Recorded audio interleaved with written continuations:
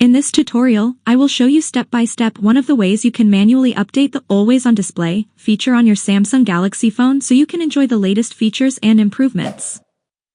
If you are ready, let's start the process. So, at the very beginning, open Settings. Right after that step, scroll down, find the iLock screen option, and tap on it.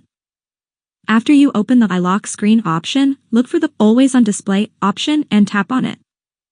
Now, tap on the option called About Always On Display, usually found at the bottom of the screen.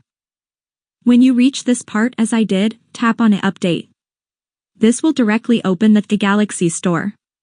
Now, at the bottom of the screen, you will see the Update option. Tap on it again and wait a few seconds for the app to update. And that's all there is to manually updating this feature.